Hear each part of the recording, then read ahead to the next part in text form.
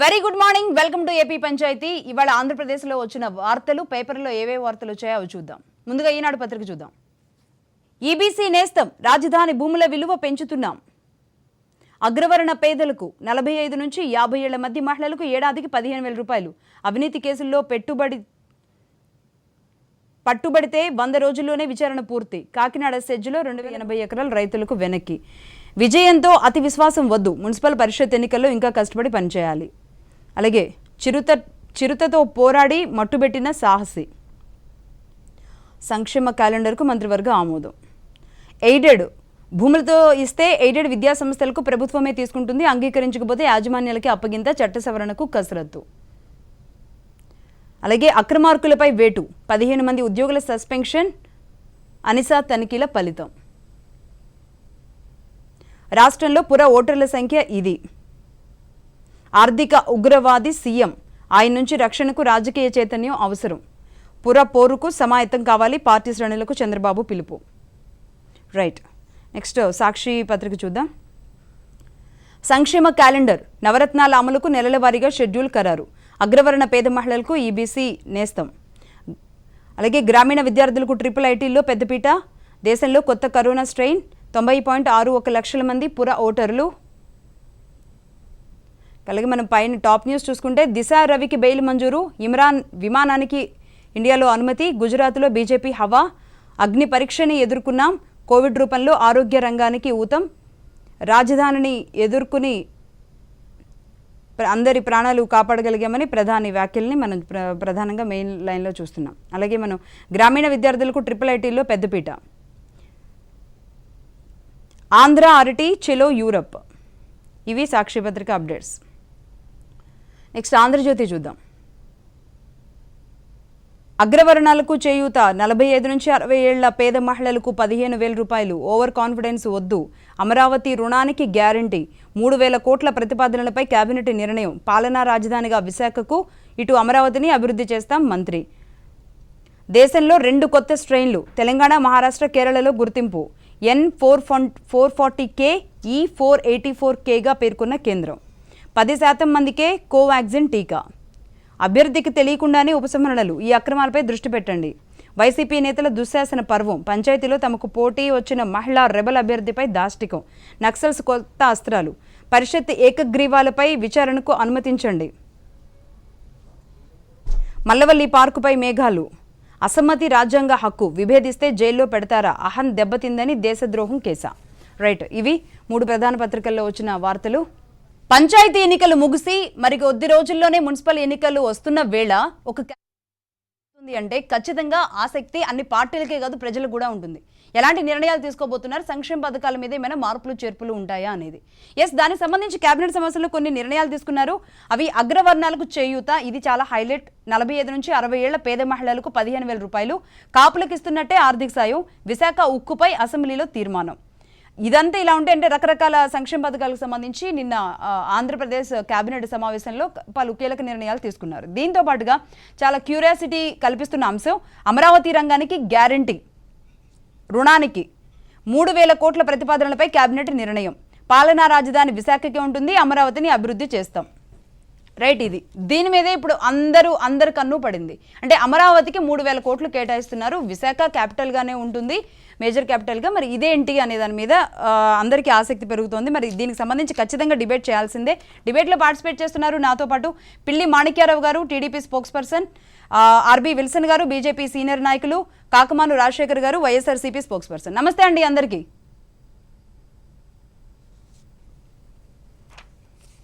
ముందుగా కాకమాను గారు మీరే చెప్పాలి, అమరావతి మీద 3,000 కోట్ల రూపాయలు ఖర్చు పెట్టడానికి, అంటే రుణానికి వెళ్తున్నారు అంటే ఖర్చు పెట్టడానికి రెడీ అవుతున్నట్టే.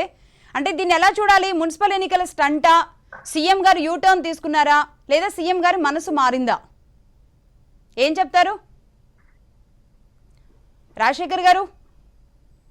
ఈరోజు నిన్న కేబినెట్ లో తీసుకున్నటువంటి నిర్ణయాలు మరి ఎంతో కీలకమైనటువంటివి.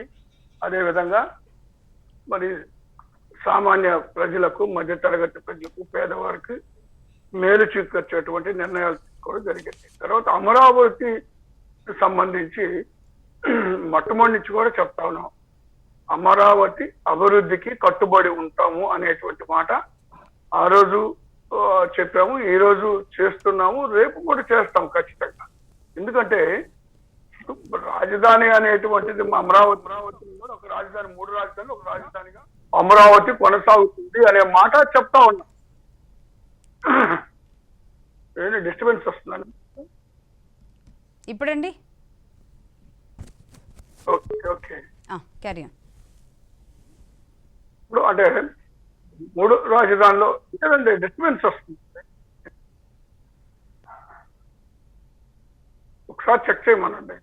ఓకే, ఒకసారి టీడీపీ దగ్గరికి వెళదాం. టీడీపీ ఎలా చూస్తుందో ఈ లోపు రాజశేఖర్ గారి ఆడియో ఒకసారి చెక్ చేయండి. మాణిక్యారావు గారు, ఇప్పుడు అమరావతి మీద ఇప్పుడు మీకు అంటే మీరు చేస్తున్న ఏదైతే ఉందో అమరావతిని లైట్ తీసుకుంటున్నారు అనేది, ఇప్పుడు అమరావతి మీద ఇన్వెస్ట్ చేయడానికి మేము రెడీ అవుతున్నాం అనే దాని మీద మీరు కాస్త ఊరట కనబడుతుందా, లేకపోతే డైలమాలో పడ్డారా?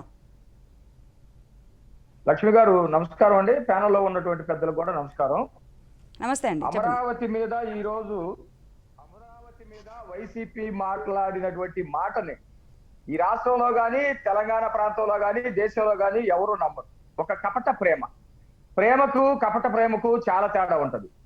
జగన్మోహన్ రెడ్డి గారు అమరావతి విషయంలో ఒక క్రూరమైనటువంటి నిర్ణయాన్ని గతంలో తీసుకున్నాడు. రాజధాని శ్మశానంతో పోల్చారు, రాజధాని ఎడారితో పోల్చారు, రాజధాని ప్రాంతం పందులు తిరిగేవి అని చెప్పారు. ముఖ్యమంత్రి గారు రాజధాని అమరావతి అనే పేరును ఇప్పటి వరకు వాడలేదంటే ఎంత కర్కశమైనటువంటి మనస్తత్వం ప్రజలందరూ కూడా అర్థం చేసుకునేటువంటి పరిస్థితి చాలా స్పష్టంగా కనపడతా ఉంది. ఇన్ని రకాలుగా వాళ్ళని హింస పెట్టి ఇప్పటికీ వాళ్ళు ఉద్యమం చేస్తుంటే, కనీసం ఈ దేశంలో గాని ఎక్కడైనా సరే ఒక ఉద్యమకారులు ఒక సబ్జెక్టు మీద ఉద్యమం చేస్తా ఉంటే వాళ్ళతోటి చర్చలు జరిపేటువంటి పరిస్థితి అయినా ప్రజాస్వామ్య పద్ధతిలో ఉంటుంది. ఈ రోజు వరకు కూడా ఎక్కడ ఒక చర్చలు జరపలేదు, వాళ్ళని పిలవలేదు. సరికాదా? ఎప్పుడైనా అసెంబ్లీకో సెక్రటేరియట్కో ముఖ్యమంత్రి కనుక వెళ్ళవలసి వస్తే పరదా పట్టలు కట్టి వేలాది మంది పోలీసులను దించి వాళ్ళ మొత్తాన్ని కూడా కట్టడి చేసి ఎవరూ లేనటువంటి శూన్యంలో నుంచి ప్రయాణం చేసినట్టుగా ముఖ్యమంత్రి గారు ప్రయాణం చేస్తా ఉంటారు. అలాంటి దుర్మార్గ చర్యలు అమరావతి రాజధానిలో తీసుకున్నటువంటి ఈ ముఖ్యమంత్రి, ఈ వైఎస్ఆర్ ప్రభుత్వం ఈ రోజు అమరావతికి 3,000 కోట్ల రూపాయలు మేము తీసుకొచ్చే పరిస్థితి చేస్తాము, దాన్ని అభివృద్ధి చేస్తాము, అమరావతి కూడా అభివృద్ధి చెందుతుంది అని చెప్పేసి ఈ రోజు మాట్లాడుతా ఉన్నారంటే ఇది కపట ప్రేమ. ఈ కపట ప్రేమ వెనక ఎలాంటి కుట్రలు ఉన్నాయి అనేది ప్రజలు అర్థం చేసుకోవాల్సినటువంటి పరిస్థితి ఈ రోజు ఉంది. మేమైతే తెలుగుదేశం పార్టీగా ఏం భావిస్తా ఉన్నామంటే, ఎన్నికల్లో పంచాయతీ ఎన్నికల్లో వైసీపీ ప్రభుత్వానికి పార్టీకి ఒక చెంపదెబ్బ లాంటి తీర్పుని ఆంధ్ర రాష్ట్ర ప్రజలు ఇచ్చారు. వాళ్ళు ఏవైతే మొట్టమొదట 90% మాకే వస్తాయి అని చెప్పేసి అనుకున్నారు. రోడ్లు ఏదైతే కరకట్ట రోడ్డు ఉందో కరకట్ట రోడ్డుకి 150 కోట్లు కేటాయించి 4 లైన్లు చేయాలి అంటున్నారు. ఇందులో కూడా కపటం కనబడుతుందా? లక్ష్మి గారు, మీరు ఎంతవరకు టెంపరరీ బిల్డింగ్స్, టెంపరరీ రోడ్స్ వేశారు కదా, దాన్ని పర్మనెంట్ చేయడానికి ఏదో చేయబోతున్నామని చెప్తున్నారు. మేము అదే అంటా ఉన్నాం. మేము టెంపరీ బిల్డింగ్స్ కట్టలేదండి. మేము అన్నదాన్ని వాళ్ళు వక్రభాష్యం చెప్పారు. మేము దాదాపుగా సెక్రటేరియట్ పూర్తయిపోయింది, అసెంబ్లీ పూర్తయిపోయింది, పోలీసు భవనాలు పూర్తయిపోయింది, దాదాపుగా ఐఏఎస్ సంబంధించినటువంటి భవనాలు అనేకమైనటువంటి పూర్తయింది. కాకపోతే అసెంబ్లీని ఆ ప్లేస్ నుంచి ఫస్ట్ ఫ్లోర్ లోక సెకండ్ ఫ్లోర్ లోక మార్చుకునే దాని మీద మేము మాట్లాడిన మాటని వీళ్ళు వక్ర భాష మాట్లాడారు. ఈ రోజు చెప్తా ఉన్నాం తాత్కాలిక అని మీరు ఒక 1,00,000 సార్లు అని ఉంటారండి 5 ఏళ్లలో. రాజధాని ఇక్కడే ఉంటుందనే ప్రకటనతోటి సంతృప్తి చెందుతారు తప్ప ఎన్నికల సందర్భంగా కపటంగా, లోపాయికారితనంగా, లేకపోతే ఒక దురుద్దేశపూర్వకంగా మాట్లాడితే ప్రజలు నమ్మేటువంటి పరిస్థితి ఈ రోజు లేదండి లక్ష్మి గారు. అది ప్రజలందరూ కూడా గమనిస్తా ఉన్నారు. మాణిక్యారావు గారు, నేను చెప్తున్నట్టుగా దాదాపుగా 1,00,000 సార్లు అని ఉంటారు ప్రతి భవనానికి సంబంధించి తాత్కాలిక అంటే. లక్ష్మి గారు, మీ వాయిస్ బాగా బ్రేక్ అవుతుంది. ఓకే, విల్సన్ గారు ఎలా చూస్తారు? ఇప్పుడు అంటే దాదాపుగా 20 నెలల తర్వాత అమరావతి మీద చూపిస్తుంది ప్రేమ అంటారా, లేదంటే ఇప్పుడు టీడీపీ అన్నట్లుగా ఇదేమైనా కపట ప్రేమ అంటారా, ఏంటి? ఇప్పుడు ఇక్కడ 2 అంశాలమ్మా. గతంలో కాలయాపన ఎత్తుగడలతో తాత్కాలిక భవనాలు నిర్మించడం ద్వారా తెలుగుదేశం పార్టీ ఒక హిస్టారికల్ బ్లండర్ చేస్తే, ఈరోజు ఆ బ్లండర్ ని కొనసాగించే క్రమంలోనే 2 సంవత్సరాలు కాలయాపన చేయడం ద్వారా వైసీపీ ప్రభుత్వం కూడా ఇంకా ఒక చారిత్రాత్మక తప్పిదం చేసింది. ఎందుకనంటే ఇప్పుడు కూడా ఆయన 3,000 కోట్లు కేటాయించాలంటే ఈ 2 సంవత్సరాల పాటు ఆ బిల్డింగ్స్ మొత్తం పడకేయించడం అంటే అడ్మినిస్ట్రేషన్ లో ఏ మాత్రం జగన్మోహన్ రెడ్డి గారికి అవగాహన లేదని అర్థం అవుతుంది. ఎందుకంటే 2 ఏళ్లు చాలా విలువైన కాలం. 5 సంవత్సరాల పరిపాలనలో 2 years అనేది చాలా వ్యాలిడ్ పీరియడ్. అంత వ్యాలిడ్ పీరియడ్ ని దుర్వినియోగం చేసి ఇప్పుడు 3,000 కోట్లతో మిగతా భవనాలు నిర్మాణం చేస్తామంటే మన ఇగోతో రాష్ట్రాన్ని నడపకూడదు, విజ్ఞతతో నడపాలి. ఈ రోజు విగోతో నడపడం వల్లే 2 సంవత్సరాలు కాలయాపన జరిగింది. అదే సమయంలో అమరావతిని మేము కడతాము, పరిపాలనా రాజధాని విశాఖపట్నం అంటే ఇక్కడే కన్ఫ్యూజన్ వస్తుంది. ఎందుకు కడుతున్నారు బిల్డింగ్స్? మీరు అక్కడ క్యాపిటల్ వెళ్ళిపోయిన తర్వాత, ఎగ్జిక్యూటివ్ క్యాపిటల్ అక్కడికి విశాఖపట్నం వెళ్ళిపోయిన తర్వాత ఏం పనిపడి అమరావతిలో బిల్డింగ్స్ కడతారు? ఏం అవసరాలు ఉంటాయి? కాబట్టి ఎక్కడైతే ఎగ్జిక్యూటివ్ క్యాపిటల్ ఉంటుందో అక్కడే అభివృద్ధి అనేది ఉంటుంది, అక్కడే నిర్మాణం కూడా చేయాల్సిన నెసెసిటీ ఉంటుంది. ఈ విషయంలో కూడా ఇదొక హిస్టారికల్ బ్లండరే. పైగా సిఆర్డిఏ రద్దు చేయడం. కాబట్టి ఇన్ని ఒకదానంటే ఒకటి తప్పులు చేసుకుంటూ వెళ్తా ఉన్నారు. ఆ తప్పులో భాగంగానే ఈ రోజు కూడా ఇప్పటికి కూడా ఒకవైపు పాలనా రాజధాని విశాఖపట్నం అంటారు, ఇంకోవైపు అమరావతిని కడతా ఉంటారు. How it is possible? ఎందుకోసం కడుతున్నారు? ఎవరి కోసం కడుతున్నారు? కడితే ఎవరికి ప్రయోజనం? మరి ఈ 2 కట్టుకుంటూ పోతే మళ్ళీ కర్నూలు పరిస్థితి ఏంటి? మళ్ళీ కొత్త వాదన వస్తుంది. అదే చెప్పు, కర్నూలు విషయంలో అదే ఇప్పుడు వాళ్ళు కడుతున్న బిల్డింగ్స్ ఒకవైపు ఏమో హైకోర్టు కర్నూలు తరలిస్తామంటారు, ఇంకోవైపు ఏమో జడ్జీలకు సంబంధించిన భవనాలు లేకపోతే ఆ ఇతర సంబంధించిన భవనాలు కూడా ఇక్కడ కడతా ఉంటారు. ఐఏఎస్ ఇక్కడ భవనాలు కట్టి సెక్రటరియట్ విశాఖపట్నం తీసుకెళ్తే రానుబోను ట్రాన్స్పోర్ట్ ఏంటి? ఎవరి డబ్బులు ఇవి? ప్రజల డబ్బులు కదా. ఇంతకు ముందు కూడా ప్రజావేదిక 10 కోట్లు ఖరీదు చేసే ప్రజావేదికని ఏమి ఆలోచించకుండా, విచక్షణ జ్ఞానం లేకుండా ఒక్కసారిగా కూల్చేసిన ఈ ప్రభుత్వానికి మరి ఇప్పుడు ఈ భవనాలు కూడా కోసం కోల్చడానికి మనసొప్పగా ఆగి విశ్వసిస్తున్నాం. ఈ రోజు పంచాయతీ ఎన్నికల్లో ప్రజలకు యుద్ధం చేశారు. ఒక యుద్ధ వాతావరణంలో ఎన్నికలు జరిగాయి. మొత్తం ఎలక్షన్ కమిషన్ మొత్తం చేష్టలుడిపోయి కూర్చుంది. రాష్ట్రంలో ఉండే చీఫ్ సెక్రటరీ కానీ డీజీపీ కానీ ఏమీ చేయలేకపోయారు. వాళ్ళ చేతుల్లో ఏమీ చేయలేక పోలీసులకి వదిలేశారు. పోలీసులు కూడా ఒక ఇష్టారాజ్యంగా, ఒక ప్రైవేట్ సైన్యంగా నడిచింది. మరి ఆ పోలీసుల్ని ఏమాత్రం నియంత్రణ చేయలేని పరిస్థితుల్లో ఆ డీజీపీ గారిని ఎందుకు భరించాడో నిమ్మగడ్డ రమేష్ కుమార్ గారు ఆయన అంతరాత్మకు తెలియాలి. అదేవిధంగా చీఫ్ సెక్రటరీ వాళ్ళంతా ఐఏఎస్లకి బిజినెస్ రూల్స్ ఉంటాయి. ఆ బిజినెస్ రూల్స్ ని పక్కన పెట్టి వాళ్ళు ఏదైతే ఇష్టారాజ్యంగా రాష్ట్రంలో ఆర్ఓలు వ్యవహరించారో ఇప్పుడు రాజశేఖర్ గారు ఒక్క నిమిషం కోర్టు పరిధిలోకి వెళ్ళిపోయింది. ఇప్పుడు కోర్టు ఏం చేస్తుంది అనేది ఒకటి. తర్వాత పంచాయతీ ఎన్నికల ప్రభావం తర్వాత ప్రజలు మభ్యపెట్టడానికి, ప్రజలు మోసం చేయడానికే ఈ రోజు ఈ 3,000 కోట్లు కేటాయించి ఎత్తుగడ చేపట్టారనేది నేనైతే బలంగా భావిస్తున్నాను. రాజశేఖర్ గారు, కరకట్ట రోడ్డు ఒకటే కాదు, ఈ సీడ్ యాక్సిస్ రోడ్డును కూడా మెయిన్ రోడ్డుకు అనుసంధానం చేస్తూ చేయాలి. ఫస్ట్ రోడ్లు అనేది త్వరితగతిన అయిపోవాలి అనేది చెప్పారు. అంటే చాలా సీరియస్గానే ఉన్నారు. 3,000 కోట్లు కూడా తీసుకురావడానికి కూడా సిద్ధంగానే ఉన్నారు. అదే విధంగా 10 కోట్ల రూపాయలు విలువ చేసే భవనాన్ని కూల్చివేశారని విల్సన్ గారు అంటున్నారు. దాంతోపాటుగా 12 ప్రాంతాలని 12 బిల్డింగ్స్ ని కూల్చివేయడానికి కూడా లోతట్టు ప్రాంతాల్లో ఉన్నాయి, ఇవి సేఫ్టీ కాదు అని కూడా ఒక పెద్ద లిస్ట్ కూడా స్టార్టింగ్ లో మీరు గవర్నమెంట్ ఫామ్ అవ్వగానే కాస్త హడావుడి జరిగింది. ఒక్కసారికి ఈ హడావుడి అంతా ఏమైపోయింది 20 నెలల తర్వాత? వినపడుతుందండి నా వాయిస్? మీ వాయిస్ వినపడుతుంది, క్యారీ ఆన్ అండి. Okay okay. ఇప్పుడు బిల్డింగులు పడగొట్టారు అనేటువంటిది కొత్తగా మాట్లాడతారు, ఎందుకంటే వీళ్ళకి తెలీదా అది అక్రమ కట్టడం అని? ఇవే అక్రమ కట్టడాలు 12 మీరు ఐడెంటిఫై చేశారు. తర్వాత 12 ఐడెంటిఫై చేశారు. దీంతో పాటుగా వాటి ఊసలేదు. మాట్లాడకండి, మీరు మధ్యలో మాట్లాడకండి ఎవరు, దయచేసి చెప్పండి. అసలు డిస్టర్బెన్స్ ఉంది, మేము మాట్లాడేటప్పుడు మధ్యలో మాట్లాడితే వాయిస్ పోతుంది. చెప్పండి. నేను మాట్లాడాక ఎవరైనా మాట్లాడండి. ఓకే రాజశేఖర్ గారు, క్యారీ ఆన్. ఒకటండి, ఇప్పుడు అది అక్రమ కట్ట గ్రీన్ ట్రిబ్యునల్ గైడ్ లైన్స్ ప్రకారమే మనం పోవడం జరిగింది. అక్కడ గ్రీన్ ట్రిబ్యునల్ గైడ్ లైన్స్ ప్రకారం అక్కడ కట్టేటువంటి అవకాశమే లేదది. తర్వాత అనేకమైనటువంటి కట్టడాలు కూడా జరిగినాయి. అది ప్రభుత్వానికి సంబంధించింది. ఇప్పుడు అక్కడ వీళ్ళు ఏం చెప్తా ఉన్నారంటే ఇది 10 కోట్ల రూపాయల ఖర్చు. అది ఎస్టిమేట్ చేస్తే 3 కోట్ల చిల్లర 4 కోట్ల రూపాయలు ఉన్నటువంటి దాన్ని 10 కోట్లగా వాళ్ళు పెంచి దాన్ని అవినీతికి పాల్పడ్డటువంటి పరిస్థితి ఆ బిల్డింగ్ లో కూడా స్పష్టంగా కనపడతాం. సరే, అది అలా ఉంచండి. ఇప్పుడు వీళ్ళు మిగిలినవి అంటే కోర్టులో ఉన్నాయి, అది జరిగినప్పుడు జరుగుతుంది. కోర్టు నుంచి క్లియర్ అయ్యాక ఖచ్చితంగా వాటన్ని గుర్తింది కూడా తీసేయడం జరుగుతుంది. అది అలా ఉంచితే కరకట్టకు సంబంధించి గత 5 సంవత్సరాల్లో కరకట్ట నిర్మాణాన్ని లేదా రోడ్డు ఎందుకు వేయలేకపోయారండి? స్వయంగా ముఖ్యమంత్రి గారే ఆ రోడ్లో తిరుగుతా ఉన్నాడు కదండి గత 5 సంవత్సరాలు. ఆయన ఇల్లు కూడా అక్కడే ఉంది కదండి కరకట్ట మీదే. ఎందుకు రోడ్డు ఇప్పుడు అది అనుసంధానంగా మరి మెయిన్ రోడ్డుకి అనుసంధానంగా రాజధాని నుంచి ఒక రోడ్డు వేయాల్సినటువంటి బాధ్యత వాళ్ళ మీద ఉంది.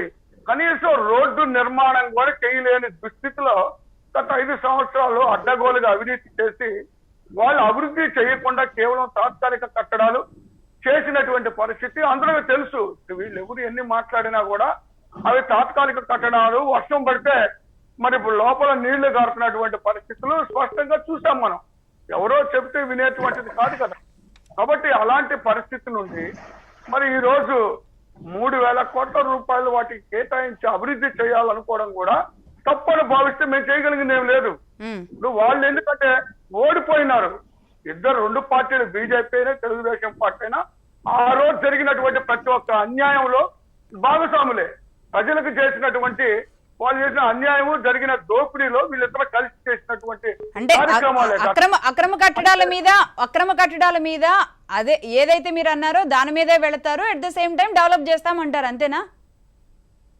అక్రమ కట్టడాలు కాదండి, రాజధాని ప్రాంతం మొత్తాన్ని కూడా అభివృద్ధి చేస్తా ఉన్నటువంటి వాళ్ళని ఉన్నటువంటి మరి ఏదైతే బిల్డింగ్స్ ఉన్నాయో వాటిని ఖచ్చితంగా సద్వినియోగం చేయడం జరుగుతుంది.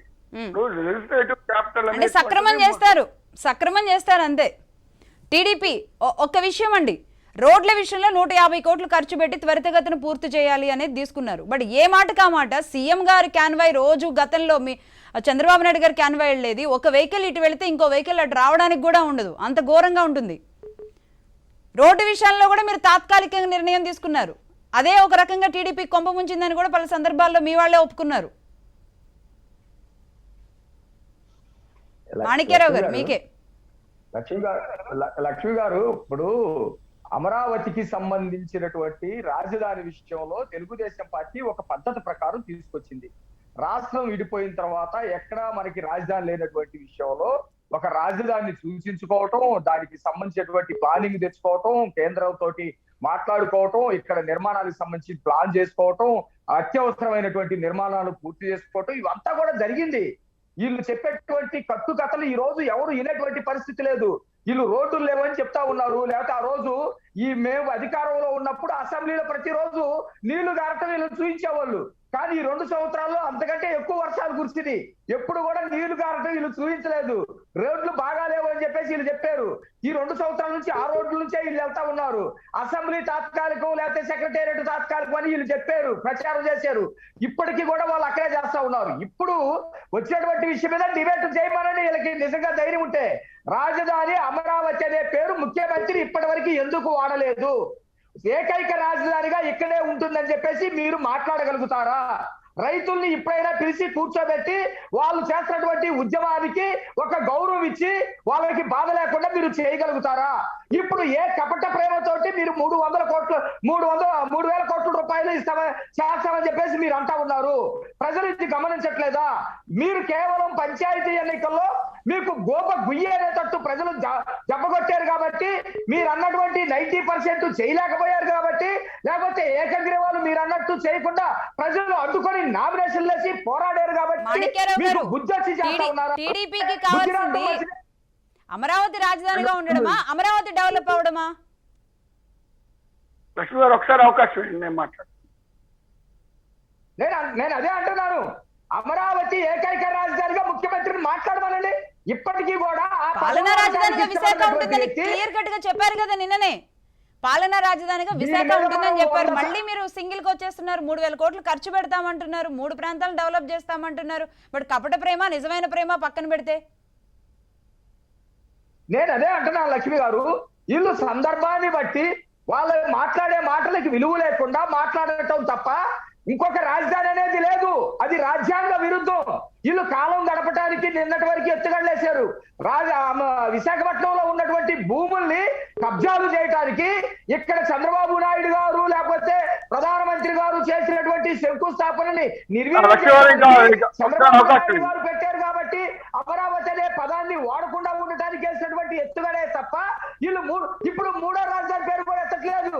విశాఖపట్నంలో రెండో రాజధాని ఉంటుంది అంటున్నారు కానీ మూడో రాజధాని వీళ్ళు ఏదైతే ప్రచారం చేశారో ఆ పేరు కూడా ఇప్పుడు ఎత్తలేనటువంటి పరిస్థితి. వీళ్ళకి నిజాయితీ ఉంటే అమరావతిని అభివృద్ధి చేస్తామనే మాట కపటంతో కూడినటువంటిది కానిది అయితే ఇప్పుడైనా వీళ్ళు మాట్లాడాల్సింది ఏంటంటే అమరావతి ఏకైక రాజధాని మీద కట్టుబడి ఉండవని విల్సన్ గారు రూపాయలు కనుక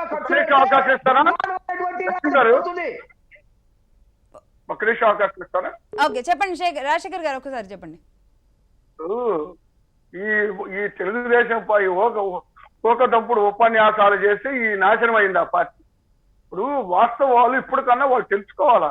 పంచాయతీ ఎన్నికల్లో మాకు దెబ్బ తగలటం ఏంటంటే ఇప్పుడు 13,081 పంచాయతీలు ఉంటే 10,536 గెలుచుకుంటే మేము వీళ్ళు 2,100 వీళ్ళు గెలుచుకొని వీళ్ళేం మాట్లాడతారండి. గెలుపు శాతం నేను అంటుంది ఇప్పుడు దాదాపు 80.51% మేము గెలుచుకున్నాం. పంచాయతీ అయిపోయిందండి. నెక్స్ట్ మున్సిపల్స్ ఉన్నాయి. ఇంకా దాని గురించి కొట్టుకోవడం వేస్ట్. విల్సన్ గారు మున్సిపాలిటీ నేను ఒకటే చెప్తున్నానండి, మున్సిపాలిటీలు కూడా మేము ఖచ్చితంగా గెలుస్తాము, స్వీప్ చేస్తాము. వీళ్ళకి ఇప్పటికి కూడా బుద్ధి రాకుండా ఏదో మాట్లాడుకుంటారు. ఆత్మ పరిశీలన అదే డౌట్ వస్తుంది అండి. మున్సిపల్ ఎన్నికల స్ట్రాటజీయా? అదే డౌట్ వస్తుందండి. మున్సిపల్స్ కూడా మీరే గెలుచుకుంటారని ఏ పార్టీకి ఆ పార్టీ కాన్ఫిడెంట్ గా ఉండడంలో తప్పేం లేదు. కాకపోతే ఇదేమన్నా మున్సిపల్ ఎన్నికల స్ట్రాటజీయా అనేది విల్సన్ గారు మీరేం చెప్తారు? స్ట్రాటజీ కాదు, ఏం కాదండి. రాజధాని ప్రాంతాన్ని అభివృద్ధి చేస్తామని ఆ రోజే చెప్పాం, ఎప్పుడో చెప్పాం. రాజధాని ప్రాంతాన్ని అభివృద్ధి చేయడానికి చిత్తశుద్ధితో ఉన్నాము అని చెప్పాం. ఈ రోజు చేస్తున్నాం కూడా. విల్సన్ గారు దాదాపుగా ఇన్ని రోజుల నుంచి కరోనా సమయం నుంచి కూడా రైతులు అక్కడ ఉండి ఆందోళన చేస్తున్నారు. అమరావతి రైతులందరూ అక్కడే ఉన్నారు. మరి ఆ చుట్టుపక్కల సరే మళ్ళీ మనం పంచాయతీలోకి వెళ్ళడానికి లేదు కానీ ఆ చుట్టుపక్కల పంచాయతీల్లో కూడా మనమే గెలుచుకున్నామనే కాన్ఫిడెంట్ తో వైసీపీ ఉంది. మరి ఆ కాన్ఫిడెన్స్ తోనే ఇంత పెద్ద వరం ఇచ్చింది అనుకోవాలా? ఎలా చూడాలి అసలు? పోలీసుల్ని ప్రైవేట్ సైన్యంగా వాడుకొని ఎలక్షన్ కమిషన్ ని బెదిరించి నిమ్మగడ్డ రమేష్ కుమార్ అనబడే వ్యక్తికి అసలు మాట్లాడకుండా ఛాయిస్ లేకుండా చేసి చీఫ్ సెక్రటరీని డీజీపీని పూర్తిగా కంట్రోల్లో తీసుకొని మేము గెలిచిన గెలుపు అనుకుంటే అంతకంటే అమాయకత్వం ఇంకొకటి లేదు. ఇప్పుడు సీఎం తీసుకున్న ఈ నిర్ణయం రైతులు ఆమోదిస్తారంటారా? అదేనమ్మా చెప్తున్నాను. ఇప్పుడు ఎంత భయపడితే ఇంత అరాచకం చేశారనేది రాష్ట్ర ప్రజలందరికీ అర్థమైపోయింది. అది గెలుపు అనుకుంటే ఇక మనం చేసేది ఏం లేదు. మెడ మీద కత్తి పెట్టి కానీ మరి అత్యాచారం చేసినట్టుగా ఈ రోజు వాళ్ళు ఎన్నికల్లో గెలిచామని వాళ్ళు భావిస్తున్నారు. ఇది గెలుపే కాదు. ఇలాంటి గెలుపు ఎవరు కూడా ప్రజాస్వామ్యంలో కోరుకోరు. అంబేద్కర్ చెప్పిన రాజ్యాంగం ప్రకారం ఈ ఎన్నికలు జరగలేదు కాబట్టి ఈ ఫెయిల్యూరు ఒక రాష్ట్ర ప్రభుత్వం అంతే కాదు ఎలక్షన్ కమిషన్ అని చెప్పి నేను స్పష్టంగా చెప్తున్నా. ఇక రెండో అంశం, కరకట్టలో నిర్మాణాలు 10 కోట్ల నిర్మాణం కూల్చేసినప్పుడు మిగతా బిల్డింగ్స్ కూడా కూలగొట్టాలి నిజాయితీ చిత్తశుద్ధి ఉంటే. ఈ 10 కోట్లలో 7 కోట్లు అవినీతి జరిగిందన్నారు. అవినీతి జరిగితే 7 కోట్ల అవినీతి కారకులైన వాళ్ళని ఎవరిని మీద ఏదైనా చర్య తీసుకుంటే నేను అభినందిస్తాను. 2, అమరావతిని ఈ రోజు నిర్మాణం చేయకుండా కేవలం శాసన రాజధాని కోసం మళ్ళీ 3,000 కోట్లు ఖర్చు పెట్టామంటే దాని అర్థం ఏంటి? ఎక్కడ ఉపయోగపడతాయి డబ్బులు? ఎవరికి ఉపయోగపడతాయి? మళ్ళీ ఈ 2 సంవత్సరాల పాటు ఈ 3,000 కోట్లు ఖర్చు పెట్టచ్చుగా అనేక వేల కోట్లు, 1,00,000 కోట్లు, 2,00,000 కోట్ల వరకు కూడా మరి ముఖ్యమంత్రి గారు డబ్బులు తీసుకొచ్చి రాష్ట్ర ప్రజల కోసం ఖర్చు పెట్టినప్పుడు ఒక 3,000, 5,000 కోట్లు పెద్ద కష్టం కాదు. అంటే విజన్ లేదు, సీఎం గారికి విజన్ లేదు. విజన్ లేకపోవడం వల్ల వచ్చిన సమస్య. రాజశేఖర్ కి సీఎం పోస్ట్ ఇచ్చినా ఇంతకంటే అద్భుతంగా చేసేవాడు. కాబట్టి 2020 విజన్ ఏం చేసినాయి? విల్సన్ అదే చెప్తాను, పరిధి మించి మాట్లాడదు విల్సన్. ముఖ్యమంత్రికి విజన్ లేదు అనే మాట ఎలా చెప్తావు? ఈ రాష్ట్రాన్ని ఈ రోజు అభివృద్ధి పదంలో నడిపిస్తున్నటువంటి వ్యక్తి అయితే బీజేపీ పార్టీ కూడా కేంద్రంలో తేడా లేదమ్మా. చంద్రబాబు నాయుడు గారు 3 ఏళ్లు కాలయాపన చేసి ఎత్తుగడ ఎట్టయితే చేశాడో ఈయన కూడా 2 ఏళ్లు కాలయాపన ఎత్తుగడ చేశాడు. ఇద్దరికి ఎత్తుగడ లేదు. విజన్ 2020 అని ఆయన అంటాడు, ఈయన విజన్ ఏదంటాడో ఈయనకే తెలియదు. ఈయన విజన్ అంటే ఏంటి? వీని విజన్ అంతా పోలీసులు వాడుకోవడం, ప్రైవేట్ సేనలుగా వాడుకోవడం, కేసులు పెట్టించడం, చేతులు నరకడం, కాళ్ళు నరకడం, నామినేషన్ వేసిన వాళ్ళ విత్డ్రాయల్ ఫార్మ్స్ కూడా ముందుగా తీసి పెట్టుకోవడం, ఇది విజన్. ఇది రాజశేఖర్ గారికి కూడా తెలుసు. కాబట్టి నేనేమంటానంటే అడ్మినిస్ట్రేషన్ చేసేటప్పుడు తప్పుడు మాటలు మాట్లాడద్దు, తప్పుడు మాటలు మాట్లాడద్దు, మీరు తప్పుడు మాటలు మాట్లాడద్దు. రాజశేఖర్ గారు నేనేమంటానంటే మీకు చేతనైతే ఈ 2 సంవత్సరాల పాటు ఎందుకు కట్టలేదు? అప్పుడు తెలీదా? అప్పుడు ఈ బిల్డింగ్స్ నిర్మాణం చేయాలని తెలీదా? సీఎం సీట్ లో కూర్చోగానే మొట్టమొదటి వారంలో తెలిసిపోద్ది కదా. లేకపోతే జైల్లో కూర్చున్నప్పుడు ఒక ప్లానింగ్ ఉంది కదా, ఎలా చేయాలి ఏంటి అనేది ఒక ప్లానింగ్ ఉంది కదా. ఇన్ని ప్లానింగ్స్ ఉన్నప్పుడు జగన్మోహన్ రెడ్డి గారు 2 సంవత్సరాల పాటు కాలయాపన ఎందుకు చేశాడు? అదేవిధంగా గతంలో చంద్రబాబు నాయుడు చేసిన దానికి మీరు చేసిన తేడా ఏముంది? కాబట్టి ఇద్దరు కాలయాపన ఎత్తుగాళ్ళు చేశారు, మీకు ఒక ప్లానింగ్ లేదు. అందుకని మేమంటామంటే ఈ 2 ప్రాంతీయ పార్టీలు కూడా ప్రజల ప్రయోజనాల విషయంలో ఒక క్లారిటీ లేదు. కాబట్టి అమరావతి విషయం, అమరావతిని కొనసాగిస్తే తప్ప అక్కడ ఎన్ని వేల కోట్లు పెట్టినా ఉపయోగం ఉండదు. అమరావతి కొనసాగిస్తేనే అక్కడ ఉపయోగం ఉంటుంది. ఇప్పటికైనా సరే ప్రాప్త కాలజ్ఞతతో వ్యవహరించాలి. ఇది మా మిత్రులు మాట్లాడండి. రాజశేఖర్ గారు మాట్లాడండి. నేను ఒకటే, ఇది అంత ఏంటంటే ఆడలేక మధ్యలో ఓడు అన్నారంట. వీళ్ళని ప్రజలు చూపులతో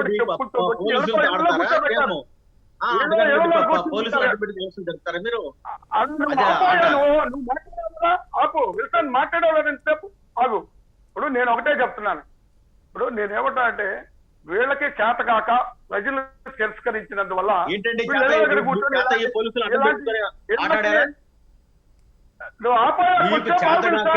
అడ్డం పెట్టుకున్నారు, మీరు ఎలక్షన్ కమిషన్ అడ్డం పెట్టుకున్నారు, కలెక్టర్లు అడ్డం పెట్టుకున్నారు. మీరు 100% ఏకగ్రీవాలు ఎట్లా ఆమోదం జరుగుతాయండి? కాబట్టి మేము మిమ్మల్ని తప్పడం లేదు. ఈ ఎలక్షన్ కమిషన్ తప్పడుతున్నాం. ఎలక్షన్ కమిషన్ చేతగంతనాన్ని 243 ఏదైతే ఉందో రాజ్యాంగం. విల్సన్ గారు ఒకసారి రాజశేఖర్ గారిని చెప్పనివ్వండి. మీరు ఇంతకు ముందు అడిగారు దాన్ని చెప్తా అన్నారు. చెప్పండి రాజశేఖర్ గారు, క్యారీ ఆన్. ఇది ఏంటండి, ఇది డిస్కషన్ ఏం డిస్కషన్ ఇది అసలుకి? లక్ష్మి గారు మీరు కంట్రోల్ చేయలేకపోతే చెప్పండి, వదిలేస్తాం.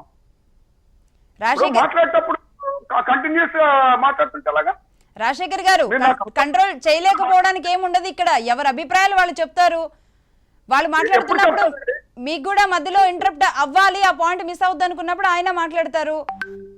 మధ్యలో మాట్లాడొచ్చండి, కంటిన్యూస్ గా. ఓకే రాజశేఖర్ గారు, క్యారీ ఆన్. నేను మీకు ఇస్తున్నాను అవకాశం, మాట్లాడండి. నేను చెప్పేది ఒకటండి, వీళ్ళు ప్రజల చేత తిరస్కరించబడ్డటువంటి పార్టీలు ఈ 2 పార్టీలు.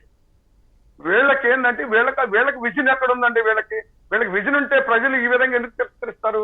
5 సంవత్సరాలు బీజేపీ తెలుగుదేశం పార్టీకి పరిపాలన చేయడానికి అవకాశం ప్రజలు ఇచ్చారు. వీళ్ళు ఏం చేశారు? దోచుకున్నారు, దాచుకున్నారు, ఇష్టారాజ్యంగా పరిపాలన చేశారు. అది ఏమాత్రం రాజధాని ప్రాంతాన్ని అభివృద్ధి చేయలేదు. కేంద్రం నుంచి నిధులు తీసుకురావడంలో బీజేపీ విఫలమైంది. ఆ తర్వాత వీళ్ళిద్దరు కొట్టుకున్నారు. ఈ రాష్ట్రానికి ప్రత్యేక హోదా తెస్తామంది ఎవరు? బీజేపీ. తీసుకురాకుండా ప్రజలను మోసం చేశారు. అందుకని ప్రజలు ఏం చేశారు? వీళ్ళకి తగిన గుణపాఠం చెప్పి బుద్ధి చెప్పి ఇళ్ళ దగ్గర కూర్చోబెట్టారు. ఈ రోజు తగుదనమ్మా అని చెప్పి నీతులు మాట్లాడుతూ ఉన్నారు బీజేపీ. తర్వాత వైసీపీ కూడా అంది హోదా తెస్తానని. తెస్తారా మరి? ఒక నిమిషం. ఇప్పుడు ప్రజలు ఇప్పుడు ఎలక్షన్ కమిషన్ ఆపండి ఒక నిమిషం. ఇప్పుడు ఈ రోజు వీళ్ళు మాట్లాడుతున్నారు, వీళ్ళు ఎలక్షన్ కమిషన్ అడ్డమైతే పోలీసులు నరేంద్ర మోడీ గారు కూడా ఇదే పని చేశారా? నరేంద్ర మోడీ గారికి అసలు విజన్ ఉందా లెక్కన? నరేంద్ర మోడీకి ఏ విజన్? ఆంధ్రప్రదేశ్ లో ఒక్క గంట గడ రాజకీయం చేయలేరు. నరేంద్ర మోడీ గారు అనుకుంటే ఒక్క గంట గడ మీరు రాజకీయం చేయలేరు. మా కేంద్ర ప్రభుత్వం ఉన్నా కానీ మేము సమయం పాటించాం. ఎక్కడ కూడా మేము ఎక్కడ ఇన్వాల్వ్ కాలా. మీకు ఆ స్వేచ్ఛ ఉందనుకున్నాం. మిమ్మల్ని కూడా మేము తప్పడం ఎలక్షన్ కమిషన్ తప్పడుతున్నాం. ఒక నిమిషం ఆగండి. నరేంద్ర కాదు, అలాంటి వాళ్ళు 100 మంది వచ్చినా ఎవరు ఏం చేయలేరు మమ్మల్ని. మాకు ప్రజల యొక్క బలం ఉంది. ప్రజలకు సంక్షేమ కార్యక్రమాలు చేస్తున్నాం. ప్రజల పక్షాన మేము నిలబడ్డాం. ప్రజల పక్షాన ఈ రోజు మేము పనిచేస్తాం. ప్రజాబలం అంటే పోలీసులు వాడుకోరన్నా మీరు. ప్రజాబలం లేదు కాబట్టి పోలీసులు వాడుతున్నారు, రెవెన్యూ అధికారులు వాడుతున్నారు. చెప్పండి, అంబేద్కర్ ప్రమాణం చేసి చెప్పండి. అంబేద్కర్ మీద ప్రమాణం సాక్షిగా చెప్పండి. రాజ్యాంగం అవహేళన గురైందా లేదా మీరు చెప్పండి. మీరు అంతరాత్మ ప్రబోధం మీరు చెప్పండి. అంబేద్కర్ గురించి మాట్లాడే అర్హతే మీకు లేదు. ఎందుకంటావా మీరు మా మీరు పార్టీలో ఇక్కడ గెలిచిన ఎన్నికల్లో 23 మందిని సజావుగా జరిపారని 243 అమలు చేశామని రాజ్యాంగం స్వేచ్ఛగా ఎన్నికలు నువ్వు జరిపే మధ్యలో ఒక్కసారి గుండెలు మాట్లాడొద్దు. మీద చేసుకొని చెప్పండి మీరు. నువ్వు మధ్యలో మాట్లాడొద్దు. అంబేద్కర్ మీకు ఒకలా కాదు, అందరికి అంబేద్కర్ గారు గుర్తుపెట్టుకోండి. ఈ జాతి కోసమే కాదు, యావత్ భారతదేశానికి రాజ్యాంగం అంబేద్కర్ ప్రకారం గారు. ఎన్నికలు జరిపారు చెప్పండి చాలు. రాజ్యాంగబద్ధంగా మీరు రాజ్యాంగబద్ధంగా మీరు వ్యవహరిస్తే ఉత్తరాది ప్రాంతాల్లో దళితులను ఓటు కోసం ఎందుకు వస్తుంది బీజేపీ పార్టీ? మీరు ఆంధ్రప్రదేశ్ గురించి మాట్లాడు, దేశ రాజకీయాలు జగన్మోహన్ రెడ్డి మాట్లాడు. ఆంధ్రప్రదేశ్ లో మొన్న మీరు ఎన్నికల్లో పోలీసు ఫోర్స్ వాడకుండా గెలిచారా? మీకు చేత కాకపోతే ఇలాంటి చేతకాని మాటలు మాట్లాడద్దు. రైట్ అండి. రైతులు అమరావతి ప్రాంత ప్రజలు ఈ నిర్ణయం పట్ల ఎలా ఉంటారు, ఇప్పుడు సీఎం తీసుకున్న నిర్ణయం పట్ల ఎలా ఉంటారు అనే దాని మీదే టోటల్ గా ఈ నిర్ణయం డిపెండ్ అయి ఉంటుందండి. 3000 కోట్లు. రాజశేఖర్ గారు, విల్సన్ గారు, మీరు ఊరు మాడకుండా మొత్తం పోలింగ్ బూతులు మేము క్యాప్చర్ చేయలేమా? అలాంటి అరాచకం చేయడం మా పద్ధతే కాదు కదా. మీ అరాచకాలు ఇక సాగవు అని చెప్పడానికి రోజు ప్రజలు ఒక తీర్పు ఇచ్చారు. సాగవని మీరు భయపడిపోయి ఈ రోజు మున్సిపల్ ఎన్నికలు ఎక్కడ ఓడిపోతారని భయంతో అమరావతి రాజశేఖర్ గారు కాదు, జగన్మోహన్ రెడ్డి గారిని భయపడేటువంటి వ్యక్తి కాదు, అర్థం కాదు. భయపడే ఇలాంటి ఇప్పుడు ఏమన్నారు, జెడ్పీటీసీ ఎంపీటీసీలు జాగ్రత్తగా ఉండాలన్నాడు. ఎందుకన్నాడు ఆయన? చెప్తారు మరి జాగ్రత్తగా ఉండొద్దని చెప్తారా? జెడ్పీ ఎన్నికల్లో జాగ్రత్తగా ఉండొద్దని ఎవరు చెప్తారు చెప్పండి? పంచాయతీలు తీసుకున్నంత లైట్ గా తీసుకోవద్దు అన్నారు. అంటే పంచాయతీలు లైట్ గా తీసుకున్నామని చెప్పారు విల్సన్ గారు. పంచాయతీ లైట్ గా తీసుకోలేదండి. పంచాయతీ చాలా అమ్మా, ఒక్క ఓటుకి 5,000 నుంచి 10,000 ఎందుకు ఇచ్చారు చెప్పను రాజశేఖర్ గారిని? అది కాదండి, ఈ విధంగా అయితే మీరు కేంద్రం నుంచి నరేంద్ర మోడీ గారికి డబ్బులు చేసుకొచ్చి మీరు పంచారు. ఎన్నికల్లో వరకు ఎందుకు డబ్బులు ఇచ్చారు మీరు చెప్పండి? డబ్బులు 20,000 ఇచ్చింది మీరు, మేం కాదు. మీరు ఇచ్చారు కేంద్రం నుంచి నరేంద్ర మోడీ గారికి. పంచాయతీలు మా చేతిలో ఉండే కదా. రైట్ అండి. మీరు ఇచ్చారు అనేది కాదండి, దానికి సంబంధించిన ఎస్ఈసీ తీసుకోవాల్సిన చర్యలు ఉంటే గనక ఎవరెంత ఇచ్చారో తెలియదు. ఏదేమైనా పంచాయతీ అయిపోయింది, మున్సిపల్స్ ఉంది. ఈ స్ట్రాటజీల మీదే మనం చర్చ జరపాలి. ఇప్పుడు సీఎం తీసుకున్న నిర్ణయం ఏదైతే ఉందో అమరావతి ప్రాంత ప్రజలు యాక్సెప్ట్ చేస్తే ఇది ఓకే, పార్టీలు ఎంత కొట్టుకున్నా సరే. రైట్ అండి. Anyway thank you very much అండి డిబేట్ లో పార్టిసిపేట్ చేసినందుకు విల్సన్ గారు, రాజశేఖర్ గారు, మాణిక్యారావు గారు. Thank you very much. సమయం అయిపోయింది మాణిక్యారావు గారు. ఇది ఇవాళ AP Panchayati. This is Lakshmi signing of.